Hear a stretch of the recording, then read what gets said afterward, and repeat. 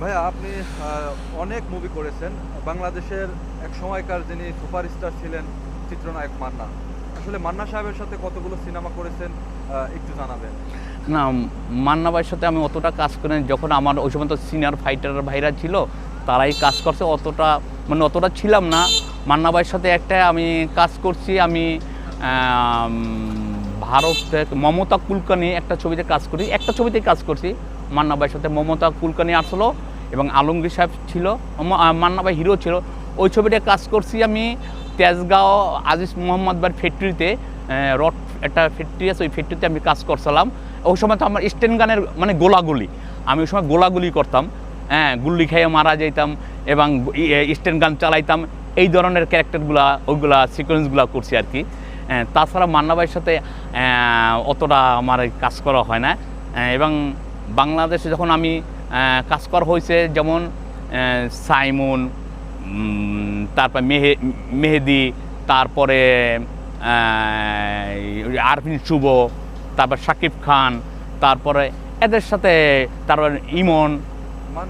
মান্না সাহেবের সাথে যেহেতু আপনি কাজ করেছেন, আসলে ব্যক্তিগত হিসেবে না, ব্যক্তিগত হ্যাঁ, মান্নার সম্পর্কে কতটুকু জানেন? তিনি ব্যক্তি হিসেবে কেমন ছিলেন? না, মান্না ভাই সে তো আমার বাপ ছাড়া কথাই বলতো না। হ্যাঁ, আমাকে এইভাবে বলতো। যখন আমি আমার ওস্তাদের সাথে থাকি, আমি একদিন গাড়িতে আমার ওস্তাদ এডিটিংয়ে গেছে, এডিটিং করার জন্য আমাকে বলছে যে ফয়সাল একটু গাড়িটায় বসে থাকো। তো আমি আবার গাড়ির সামনে বসে রয়েছি ঠিক এই টাইমটাই, ঠিক এই সন্ধ্যার টাইমই। তা ইবলিসের ভিতরে মশা, মান্না ভাইয়ের বাবারে তোর তো মশাই খাবে, তুই গাড়ির ভিতরে বা তোর ওস্তাদ কোথায়? আমি ওস্তাদ তো এডিটিংয়ে গেছে গা। হ্যাঁ, তো এই মান্না ভাই খুব ভালো লোক ছিল এবং সে তো বাংলাদেশ সুপার একজন হিরো। হ্যাঁ, এবং সে ভালো মানুষকে ভালোবাসতো, সবার সাথে মিলে আদর করতো। পোলাপান পাইলে ভালোবাসা মানে জড়াই ধরতো, এভাবে ছিল। মান্না ভাই খুব ভালো ছিল। যদি বলি যে বর্তমানে মানে চলচ্চিত্রের যে পরিস্থিতি আপনিও জানেন, সবাই জানে যে বাংলাদেশ চলচ্চিত্রের বর্তমান পরিস্থিতি খুব একটা ভালো না। মান্না সাহেব যখন ছিলেন তখন কিন্তু একটা সময় অনেক জাঁকজমক ছিল এবং প্রতিনিয়ত সিনেমা, নতুন নতুন সিনেমা আসতো এবং হিট সুপার হিট ছবি হইতো। আসলে এই যে মান্না সাহেবের যে মানে অনুপস্থিতি, বর্তমানে তিনি নেই, আসলে এই জায়গাটা কি আদৌ কখনো ফিল আপ হবে কিনা আপনি কি মনে করেন? আসলে মান্না ভাই সে থাকালে এই ফিল আপটা হবে না। তবু এখন যেহেতু মান্না ভাই নাই, এখন বাংলাদেশের সুপারস্টার শাকিব খান, শাকিব ভাই আছে এবং শাকিব খুব আমাকে খুব আদর করে, বলবো না আমার জুনিয়র। সে আমার জুনিয়র। আমার ফিল্মের বয়স হলে 35 বছর, আর তার ফিল্মের বয়স হবে কত 23, 24, 25 বছর হবে। তার থেকে আমি অনেক সিনিয়র। সে যখন প্রথম আসছে দেখছি আমি দেখছি আমার। তারপর রিয়াজ ভাই যখন আর দেখছি আমি, হ্যাঁ, তারপর ফিরদৌস, হ্যাঁ, আমি দেখছি আবার চোখে এগুলো দেখা সব। হ্যাঁ, তাই আর সবাই ভালো খুব। তবু এর ভিতরে উঠে গেল শাকিব ভাই। হ্যাঁ, শাকিব উঠে গেছে, অনেক হাইলাইট হয়েছে, অনেক ভালো। এবং সবসময় আমাকে তার যে আমি রংবাজ ছবি, তারপর বিভিন্ন রংবাজ, তারপরে বীর, হ্যাঁ, এইটার যে ডামি ডুমি যা লাগে, এটা হুন্ডা ডামি বলেন, গাড়ির জিপ গাড়ির, আমাদের ইবলিসের ভিতরে একটা জিপ আছে, এই জিপ গাড়ির চালানো, ওইটার যে ডামি, হ্যাঁ, এগুলো সব আমি শাকিব ভাইয়ের যত ডামি আছে এগুলো আমি দিই। আচ্ছা, যেহেতু শাকিব খানের কথাই বলছিলেন, আমরা জানি যে বর্তমানে বাংলাদেশের চলচ্চিত্রটাকে ধরে রেখেছে এই সুপারস্টার শাকিব খান। কেননা তিনি যে সিনেমাগুলো করতেছেন বর্তমানে সেইগুলাই সুপারহিট হচ্ছে, বাকিগুলা তেমন মানে আশা অনুযায়ী হচ্ছে না। তো এই যে বাংলাদেশের সুপারস্টার শাকিব খান, তিনি একচেটিয়ে বাংলাদেশে মানে চলচ্চিত্রকে ধরে রেখেছে এবং কাজ করে যাচ্ছে, এই বিষয়টা আপনার কেমন লাগে? এটা খুব ভালো। যেহেতু শাকিব ভাই যে কাজগুলা এখন বাংলাদেশে করতেছে, বা এখন এদারিংয়ে একটু ইন্ডিয়ায় কাজ করতেছে, ইন্ডিয়ার ছবিগুলা করতেছে, বা বাংলাদেশে যৌথ ছবি এটা হচ্ছে এখন। হ্যাঁ, তবু শাকিব ভাই বাংলাদেশে সে যে কটা ছবি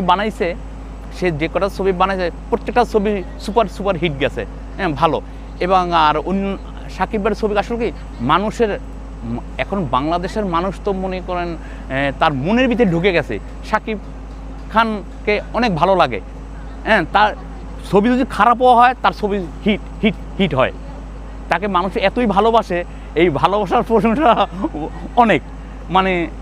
আচ্ছা, এই শাকিব খানকে নিয়ে যেহেতু প্রশংসা বা কথা বলা হচ্ছে, সেহেতু শাকিব খান বাংলাদেশের চলচ্চিত্র আগে যেরকম সিনেমা করেছেন আমরা দেখেছি, ছোটবেলায় যে সিনেমাগুলো দেখেছি, যৌথ নায়ক যৌথ নায়িকা নিয়ে তিনি সিনেমা করতেন, কিন্তু ইদানিং তিনি এককভাবে সিনেমা করতেছেন, কোনো নায়ক নিচ্ছেন না।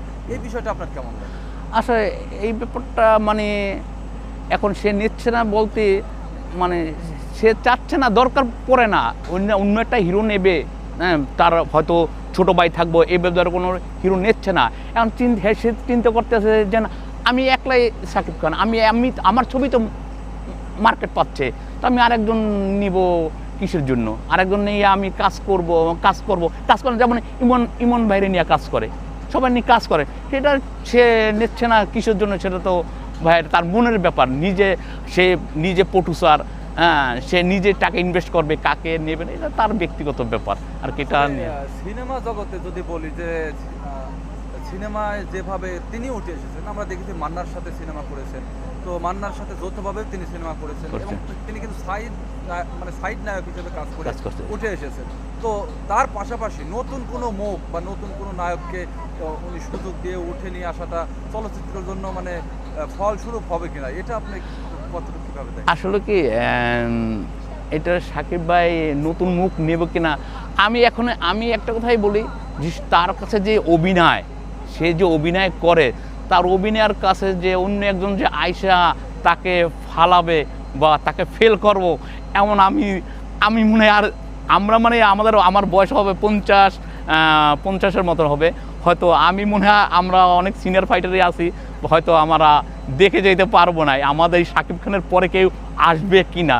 যেমন আগে কিন্তু একভাবে ছিল, ইলিয়াস কাঞ্চন সাহেব ছিল, আলমগীর সাহেব ছিল, রাজ্জাক সাহেব ছিল, উজ্জ্বল সাহেব ছিল, মান্না সাহেব হলো পরের ব্যাচ, হ্যাঁ এদের কিন্তু কোনো বিধাভেদ ছিল না, কেমন সবাই একতাভাবে কাজ করছে, কার ছবি কে হিট হয়, কার ছবি কার হিট হয়, এইভাবে আগে এইভাবে কম্পিটিশন চলতো, আর এখন কিন্তু সেই কম্পিটিশন নাই। তারপরেও দ্বিতীয় ব্যাচ যারা আছে, মান্না ভাই তারপরে আপনার ফিরদৌস, মানে যারা আছে, হ্যাঁ তাদের ভিতরে কিন্তু একটা সবাই ছবি দেখতো, দলীয় দুই হিরোর ছবি দেখতো, আর এখন কিন্তু সেটা এখন নাই। কি লেগা, এটা আমার মন থেকে ভালোবাসতে হবে, যেন আসলে কি আমাদের চলচ্চিত্রটা এমনই একটা জিনিস হয়ে গেছে গা, মানে আমার উপরে একটা টক্কর মারি যাইব গা, হ্যাঁ এটা আমি হইতে দেবো না, এভাবে হয়ে গেছে আর কি। হ্যাঁ যেন এখন মনে করেন এভাবে, যেমন ফিরদৌস ভাইয়েরও কিন্তু ছবি ভালো চলছে একসময়, ফিরদৌস ভাই, রিয়াজ ভাই, এদের ছবি কিন্তু অনেক সুপার হিট গেছে গা। এখন এই ক্ষণিকে ছবির ভালো একজন হিরো নাই, হ্যাঁ হিরো থাকলে আছে, যেমন সাইমন ভাই আছে, শুভ সবাই আছে, থাকলে হবে কি, এখন যে ছবির যে একটা চাহিদা, যে সিনেমা হল ছিল, আগে সিনেমা হল ছিল 1400, কাঞ্চন ভাই আমলে, ইলিয়াস কাঞ্চন সাহেবের আমলে, হ্যাঁ 1400 সিনেমা হল ছিল, এখন সিনেমা হল বাংলাদেশ এখন হয়ে গেছে মাত্র 150-200 সিনেমা হল হয়েছে এখন মেন হয়েছে ছবিটা চলেটা কিনলে গা, এখন আগে তো ছবি খারাপ ছবি হলো সুপারহিট গেছে, এই কারণেই গেছে যেন আগে ইন্ডিয়ার যে চ্যানেলগুলো ছিল, এখন মহিলার সন্ধ্যার পর হইলি যেন আমারই ফ্যামিলি, আমারই ওয়াইফ সন্ধ্যার পর হইলে জলসা দেখে, ওই কার বউ ছাড়লো কি না ছাড়লো গিরিঙ্গি, হ্যাঁ এইগুলা দেখে। আর এখন এইগুলো দেখে বাংলাদেশের ডিসেল লাইনটা আসার পর থেকেই এই ফিল্ম শেষ। হ্যাঁ সর্বশেষ প্রশ্ন করবো, সেটা হলো বর্তমানে শাকিব খানের জায়গা কেউ পজ করতে পারবে কিনা বলে আপনার কি মনে হয়, বা শাকিব খানের এই জায়গায় কে আসতে পারে পরবর্তী জেনারেশন বা পরবর্তী? এখন আমি তো এমন কোনো হিরো, আমি শাকিব খানের জায়গায় যে আর একজন আসবে এমন কোনো লোক আমি দেখি না আর আসবেও না মনে হয় কোনো দিন। তাহলে কি আপনি কি মনে করেন বাংলাদেশ চলচ্চিত্র কি বর্তমানে যে পজিশনে আছে তার চাইতেও কি আরো মানে শেষের পথে যাবে কিনা? না, শেষের পথে বলতে কি, এখন যদি কোনো প্রডিউসার ছবি যদি বানায়, যেন আমি এই ছেলেকে আমি এনে শাকিব খানকে ফেল করব, হ্যাঁ যদি হাতে তৈরি করার পরে যদি মনে করে যে না আমি একে পারবো, তারপরও আমার মনে হয় না শাকিব খানের যে অভিনয়, যে মুভমেন্ট, যে তাকে কোনো বুঝাই দিতে হয় না, সে নিজে থেকে কোন ডায়লগটা কী করতে হবে, কোন সিকোয়েন্সে কী করতে হবে সেটা বুঝে নেয়, হ্যাঁ তার পরবর্তী তাকে ফালানোর মতন আমার চোখে মনে হয় আমি এইগুলো দেখে যেতে পারবো। হয়তো আমি মারা যাওয়ার পরে কে আসবে কি না আসবে এটা আমি বলতে পারবো না। তো এই শাকিব খান 1 নম্বরে এখন বর্তমানে আছে, এটা মানে সারা জীবনই থেকে যাবে। একে ফালানোর মতন আমার মনে হয় আমি দেখি না।